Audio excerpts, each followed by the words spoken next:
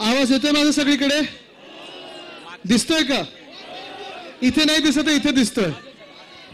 जरा इकडचे थोडे आपले मागे या, म्हणजे जे बसले आहेत त्यांना.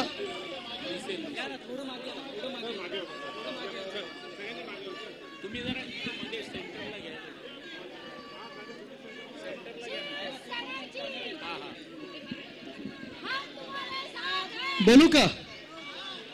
काही बोलायची गरज आहे का? आहे म्हणजे प्रचाराची गरज आहे अजून? अच्छा, मला वाटलं प्रचाराची गरज आहे. जरा थोडं सगळ्यांनी शांत व्हा प्लीज, थोडस. बस बस बस, मी तेच विचारत होतो, बोलायची गरज आहे का आणि प्रचाराची गरज आहे का? कारण अख्ख्या देशात जे वातावरण आहे तेच मला मुंबईत देखील दिसत आहे, महाराष्ट्रात देखील दिसत आहे. आणि वातावरण एकच आहे की देशात परिवर्तन होणार आणि आपलं सरकार केंद्रात पण बसणार, हेच वारे सगळीकडे तर वाहत आहेत. थोडी झलक ज्याची झालीच तर आपण पाहिलं असेल दक्षिण भारतात, जरा इकडचं थांबा ना जरा. दक्षिण भारतात मला वाटत नाही कुठेही भाजपला आता स्थान मिळत आहे. कुठचेही राज्य भाजपला मतदान करणार नाहीयेत, हे चित्र कळत आहे आपल्याला, सगळीकडे दिसत आहे. कारण साधारणपणे जिथे आपल्याला पाहत होतो आपण, जो विकास देशाचा व्हायला पाहिजे होता, जी 10 वर्षापूर्वी वचनं दिली होती, 5 वर्षापूर्वी वचनं दिली होती, ते एक सुद्धा वचन पूर्ण केलं नाही. जुमला आहे हे तर निर्लज्जपणे सांगितलंच, आणि पुन्हा एकदा आता भलत्याच मार्गावर देशाला नेत आहेत की काय, ह्याच्यावर आता सगळीकडे प्रश्न सुरू आहेत. आजचं पण जर आपण पाहिलं, भाजपाचं जे काही चाललंय, सगळीकडे भाषणं जी चाललेत भाजपाची, जो प्रचार चाललाय भाजपाचा, तो ह्याच्यावरच चाललाय. म्हणजे आम्ही देशात नोकऱ्या दिल्या त्याच्यावर चर्चा होत नाहीये, आम्ही देशात रोजगार वाढवला त्याच्यावर चर्चा होत नाहीये. म्हणजे आता बेरोजगारी जी आहे ती वाढत चालली, त्याच्यावर चर्चा नाही, महागाईवर चर्चा नाही. पण व्हेज कोण खातं, नॉन व्हेज कोण खातं, कोण काय खातं, ह्याच्यावर तर चर्चा सुरू आहे. तुम्ही मला सांगा, केंद्र सरकारने ही चर्चा सरकार म्हणून केली का पाहिजे का? हे सरकारचं धोरण होऊ शकतं का? नाही होऊ शकत. पण 10 वर्षापूर्वी जेव्हा आपण पण युतीत होतो, आपण पण भाजपसोबत लढत होतो, आपल्याला देखील वाटत होतं की भाजपचं सरकार बसलं पाहिजे, एनडीएचं सरकार बसलं पाहिजे. आपल्या सर्वांना वाटत होतं की या देशात खरोखर काहीतरी बदल घडेल. आपल्याला पण वाटत होतं की आपल्याला माहिती नाही तर प्रधानमंत्री महोदय तरी आपल्याला जे सांगतायत की 15 लाख प्रत्येकाच्या खात्यात येतील. आलेत कोणाच्या खात्यात 15 लाख? आलेत कोणाच्या? 10 वर्ष होऊन गेली. कदाचित नेहरू जबाबदार असतील 15 लाख आले नाहीत म्हणून. कारण काही बिघडलं की सांगतात नाही नाही 65 वर्षात काँग्रेसने काय केलं. ठीक आहे, तरुण म्हणून मी पण पाहत असतो, राजकारण जवळून पाहत असतो, सरकारमध्ये आपण पण होतो. आणि जेव्हा 10 वर्ष तुम्ही केंद्र सरकार चालवता, बहुमताचं सरकार चालवता, सत्ता गाजवता, सगळ्यात जी काही सगळी जी ताकद आहे ती तुमच्या हातात असते. आणि मग 2014ला तुम्ही विचारू शकता की काँग्रेसने 60 वर्षात काय केलं.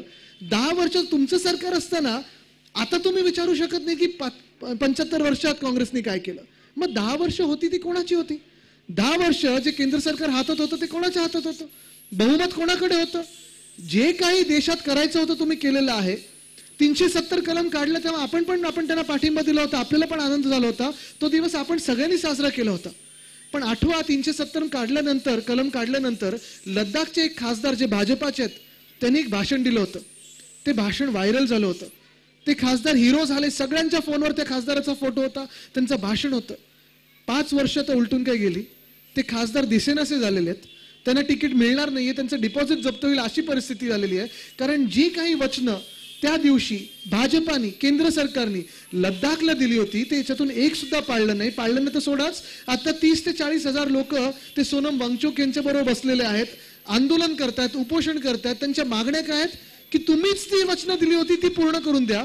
पण एक सुद्धा वचन पूर्ण केलं नाही. या 40,000 लोकांकडे लक्षही दिलं नाहीये. ही अशी परिस्थिती ही कदाचित आपली होईल जर पुन्हा एकदा तुम्ही या मिंदी गटाला आणि भाजपला निवडून दिलं तर. तसंच जर तुम्ही पाहिलं तर उत्तर प्रदेशमध्ये असेल, हरियाणामध्ये असेल, पंजाबमध्ये असेल, जे शेतकरी बांधव, आपण खूप वेळा बोलतो की अन्नदाता देवो भव. आपल्या शहरी लोकांना वाटत असतं की अरे आपल्या भाज्या तर सुपर मार्केटमध्ये मिळतात, आपल्या भाज्या मार्केटमध्ये मिळतात. पण ज्या भाज्या जे शेतकरी पिकवतात ते शेतकरी आज दिल्लीकडे मोर्चा निघत असताना हा ड्रोन आपल्या डोक्यावर कसा फिरतोय ना, हा तर फोटो काढायला फिरतोय. त्या ड्रोन मधून त्या शेतकऱ्यांवर अश्रुधूर सोडले गेले.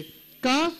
तर भाजपला ते प्रश्न विचारत होते की तुम्हीच जी वचनं दिली होती 2 वर्षापूर्वी ती वचनं तुम्ही कधी पूर्ण करणार. आज चायनावर बोलायला कोणाची तयारी नाही, पण सांगतात आम्ही पाकिस्तानमध्ये जाऊन असं करू तसं करू. ठीक आहे, जे झालं ते झालं. ते इंदिरा गांधीजींनी पण केलं होतं. पण आज आपण विचार करतोय की जे काही पिक्चर येत आहेत, जी काही भाजपाची भाषा आहे, ती सगळी भूतकाळावर आहे. 50 वर्षापूर्वी कोण योग्य होतं, कोण अयोग्य होतं, कुठचा नेता बरोबर होता, कोण प्रधानमंत्री व्हायला पाहिजे होतं, कोणाची भूमिका बरोबर, कोणाची भूमिका चुकीची. ठीक आहे, हे सगळं झालं ते झालं. तर ते मागच्या 50 वर्षात झालं. पुढच्या 30 वर्षासाठी, पुढच्या 50 वर्षासाठी आमच्या जी काही पिढी आहे त्याच्यासाठी आज भांडतं तरी कोण, हा विचार आज आपण केला पाहिजे. आणि तो विचार करणारा जर एकमेव पक्ष या देशात असेल आणि जी एकमेव आघाडी असेल ती शिवसेना उद्धव बाळासाहेब ठाकरे हा पक्ष आहे. आणि आपली महाविकास आघाडी आहे, आपली इंडिया आघाडी आहे. आणि हे मी तुम्हाला इथे ठामपणे सांगू शकतो, कारण इथून 2 गोष्टी आपण केल्या ज्या मुंबईत ऐतिहासिक झाल्या. पहिली गोष्ट म्हणजे बीडीडी चाळ. 25 वर्ष हा प्रकल्प, बरोबर ना, 25 वर्ष हा प्रकल्प लेझिम सारखा पुढे मागे आता होणार, आता होणार, आता होणार, आता होणार. देवेंद्र फडणवीस साहेब मुख्यमंत्री असताना वरळीत नारळ पण फोडून गेले होते 2016ला, पण एक वीट हल्ली नव्हती. आपलं सरकार आल्यानंतर आपण भूमिपूजन केलं आणि सांगितलं 1 ऑगस्ट पासून काम चालू होईल. 1 ऑगस्टला काम सुरू झालं आणि इकडे 2,500 फॅमिलीज असतील. वरळीमध्ये नामजोशी मार्गावर 2,500 परिवार आहेत. 10,000 परिवार हे वरळीमध्ये माझ्या मतदारसंघात आपण त्यांना डोळ्यासमोर घरं बांधून देतोय. हे आपलं काम आपण करून दाखवलं. मुंबईचा विचार जर करणारा कुठचाही पक्ष असेल, सामान्य नागरिकाचा पक्ष असेल, तर शिवसेना उद्धव बाळासाहेब ठाकरे. तसंच दुसरा जर विषय आपण घेतला तर हिंदमाता आणि गांधी मार्केट किती वर्ष आपण पाहतोय, पाणी साठायचंच नाही, ते तुंबायचं. म्हणजे मला आठवतं, मी जेव्हापासून मुंबई महानगरपालिकेचं थोडं काम बघायला लागलो, उद्धव साहेबांसोबत फिरायला लागलो, गेले 10 ते 12 वर्ष आम्ही पाहायचो. प्रत्येक वर्षी आम्ही यायचो आणि प्रत्येक वर्षी म्युन्सिपल कमिशनर साहेब सांगायचे आम्हाला की साहेब पुढच्या वर्षीपासून पाणी तुंबणार नाही. जेव्हा आपलं सरकार आलं, महाविकास आघाडीचं सरकार आलं, तेव्हा मी उद्धव साहेबांना सांगितलं, मी विनंती केली, मला जर इथे पुढाकार घेऊ द्या, हा प्रश्न मला सोडवायचा आहे. कारण आपण वर्षानुवर्ष तिथे जातो, ब्रिटानिया पंपिंग स्टेशन पर्यंत आपलं हे पाणी पोहोचत नाही, कारण भूगोल हा वेगळा आहे, पाणी चढवू शकत नाही, नैसर्गिकरित्या दुसऱ्या बाजूला जायला पाहिजे. त्याचा अभ्यास आपण केला आणि त्या एका वर्षात आमचं फुटबॉलचं ग्राउंड असेल ते देऊन तिथे अंडर वॉटर ग्राउंड, उर्मिलाताई तुम्हाला माहिती आहे आपण किती वेळ तिथे व्हिजिट केले, अंडरग्राऊंड वॉटर टँक केला. आणि हिंदमाता असेल, गांधी मार्केट असेल, तिकडचं दोन्हीकडचं पाण्याचं तुंबणं आपण बंद करून टाकलं, पाणी व्हायला लागलं, पूर येत नाही. हे आपलं काम आहे. हे अभिमानाने मी सांगू शकतो. मला आठवतं आपलं सरकार नुकतं पडलं होतं आणि अनिलजी मी त्यावेळी इथे आलो कारण पाऊस पडला होता. मी श्रद्धाताईंना फोन केला, उर्मिलाताईंना फोन केला, म्हणलो आपण जाऊया तिथे, पाहूया किती पाणी तुंबले की नाही. दोघींचं मला सांगणं आलं पाणी तुंबलंच नाही. म्हणलं चला जाऊन बघूया आपण. मला बघायचं होतं, कारण एवढे वर्ष मी यायचो, गंबूट घालून यायला लागायचं, लांबून आम्ही बघायचो आणि आमचे असे फोटो यायचे. पण ह्यावेळी जेव्हा आपण काम केलं ह्याचं कारण एकच होतं, कारण उद्धव साहेबांच्या हाती मुख्यमंत्री पद होतं आणि जी काही यंत्रणा राज्याची असेल आणि मुंबई महानगरपालिकेची असेल ती पूर्णपणे आपण लावली आणि ती यंत्रणा कामी लागल्यानंतर यावेळी पाणी नव्हतं. मला गांधी मार्केटमध्ये प्रत्येक दुकानात नेलेलं आहे आणि तिकडच्या सगळ्या दुकानदारांनी त्यांच्या दुकानात बसवून सांगितलं, हे तुमच्यामुळे, उद्धव साहेबांमुळे झालं, हे शिवसेना उद्धव बाळासाहेब ठाकरे पक्षामुळे झालं, दुसरं कोणी करू शकत नाही. हे प्रेम आपलं मुंबईचं आहे, हे नातं आपलं मुंबईचं आहे. असंच पुढे जात असताना 5 गार्डनचा जो परिसर आहे तो देखील सुशोभीकरण आपण करत होतो. लॉन तिथे लावत होतो, खेळाचं मैदान आहे ते आपण नीट करत होतो. फुटपाथ, आणि मुंबईत प्रत्येक फुटपाथ असेल हे नीट करण्याचा प्रयत्न करत होतो. BST बस आता मी 2-4 बघतो इथून जात असताना.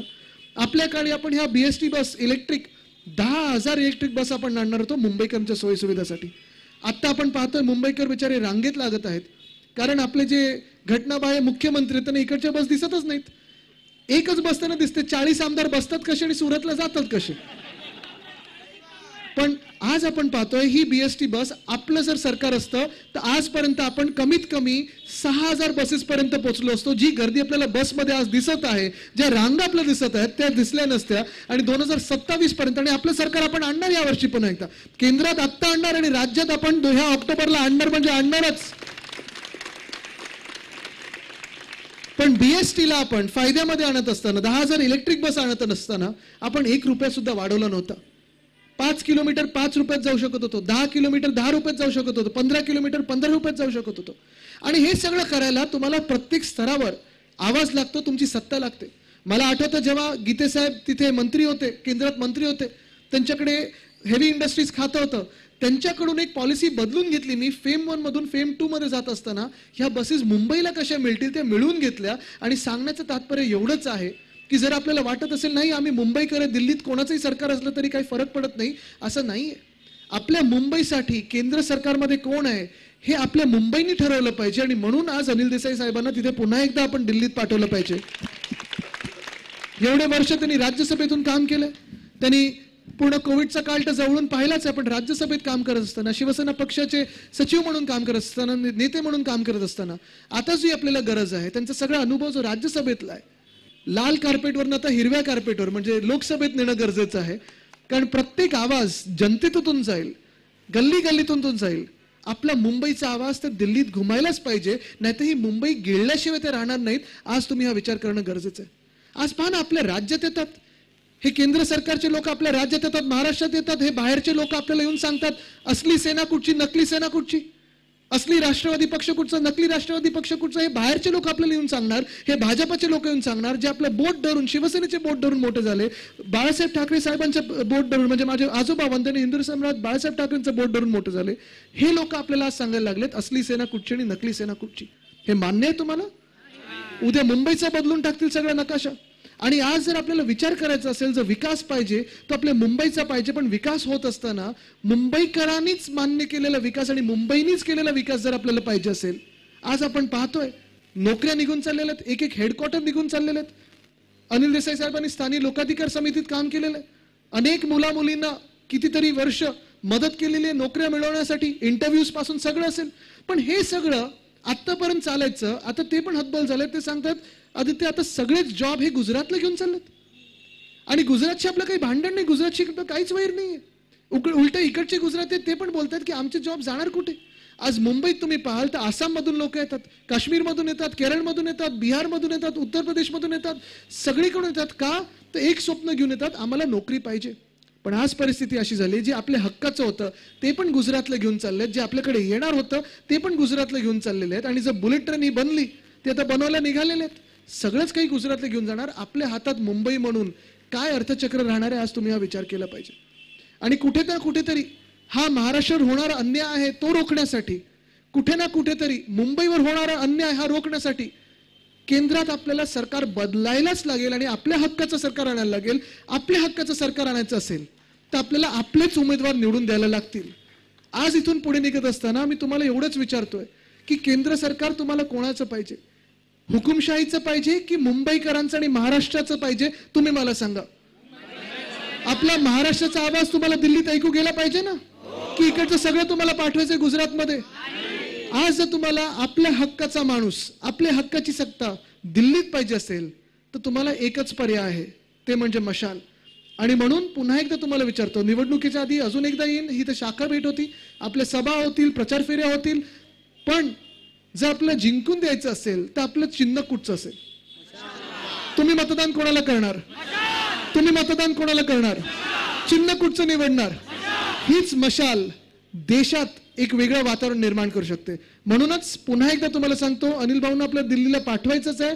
तयार व्हा, घरोघरी हा विषय घेऊन जायचा आपल्याला. हा निर्णय ठामपणे मुंबईचा करून घ्यायचा आहे की प्रत्येक ठिकाणी आपल्याला महाविकास आघाडीचा उमेदवार आणि आपल्या 4 सीटवर शिवसेना उद्धव बाळासाहेब ठाकरे पक्षाचेच उमेदवार आपल्याला निवडून द्यायचे आहेत. हीच आज मी खात्री करू ना, खात्री नक्की उद्धव साहेबांना सांगू ना, सीट येते, इथून लीड मिळणार ना नक्की? ठीक आहे, चला इथून पुढे निघतो. पण तुमच्या शुभेच्छा घेऊन निघत आहे आणि तुमच्याकडून आश्वासन घेऊन निघत आहे की आपलं चिन्ह कुठचं, दिल्लीत जाणारं चिन्ह कुठचं. धन्यवाद. जय हिंद, जय महाराष्ट्र, वंदे मातरम.